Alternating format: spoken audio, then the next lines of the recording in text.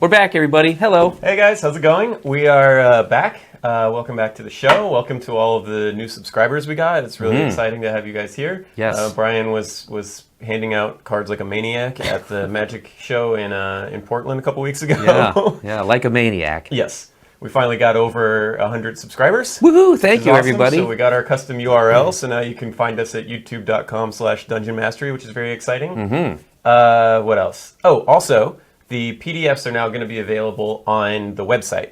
So for the people who are doing the Patreon thing, you'll be able to download the high-res images of all of Brian's art and everything, and you'll get like a higher-res version of the PDFs that you can print it out. It'll look really nice. But also for free now, we're going to just start putting out on badassoftheweek.com/Dungeon Mastery. You can go there, you can click the links to see the pictures, watch the videos, and then download the PDFs that we've been putting together.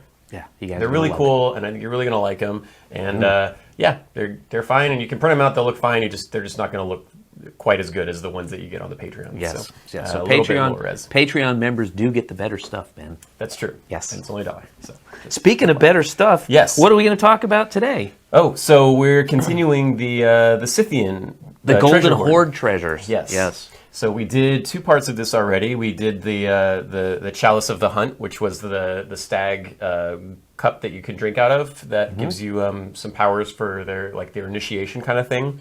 And then we had the amphora, the big tall kind of one with the little handles on it. Yep. That the Amazons were using to repopulate Amazons.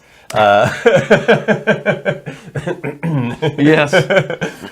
So we've got a new one today. This was one other one that you found in the treasure hoard. It's a real thing that you painted. Yes. And you want to show everybody? Yeah, it's like a little brooch or pin made out of gold of a stag.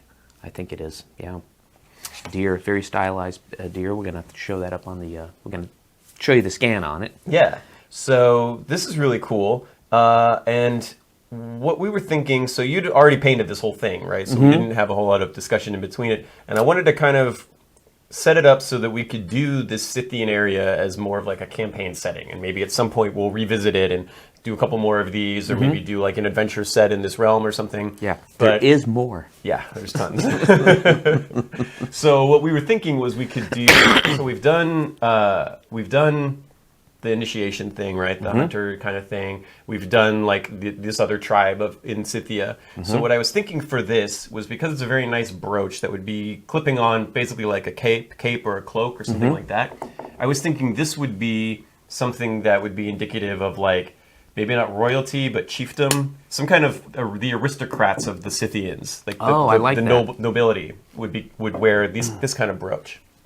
And we already had the stag cup, so that was a little different. We had, it did certain things with you. It allowed you to like smell the blood of your prey and hunt it down, and it was pretty cool. So I wanted this to be something a little different. And what I think it can do is, I like it as an idea of you can kind of touch it, and it will like increase your movement speed.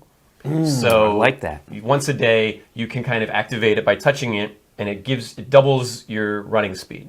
So you run twice as fast, and there's an attack in Pathfinder called Pounce, where you can basically run at full speed, but when you get to the thing, you basically just leap onto it, and you get to attack it with every attack you have. I like right? that. They use it for cats to like jump, bite, claw, rake their tail, their back legs.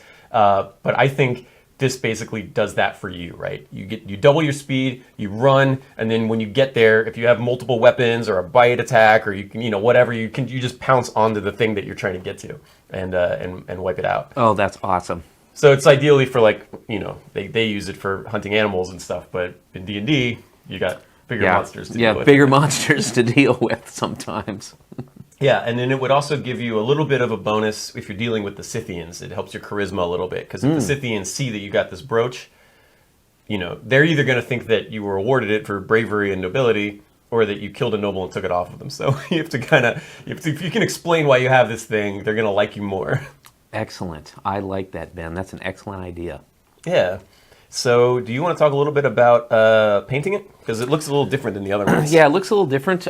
Painting gold can be sometimes difficult, because gold actually is not 100% gold. Sometimes a little more yellow, sometimes a little more orange, sometimes a little more red. And so I painted each one of these gold objects a little differently. Some of them are more orange. This one's a lot more yellow. Yeah. Than. So what I did is I started off with a raw sienna, and then I added darks and blacks to it, and then I put my yellows and my gold coloring on top of that and finished it off with a white highlight at the very end. You can see like the light source basically. Like, it's very, Yeah, so it's nice and glittery and shiny. very fitting for a novel. Exactly. So it's a simple process, but it looks more complicated than it has been, actual painting it.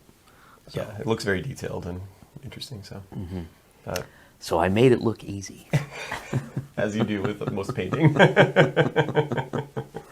And we hope you guys will enjoy watching it and enjoy playing it. Yeah. All right. Thank you so much. Thank you very much. And, we'll see you next week. See you next time.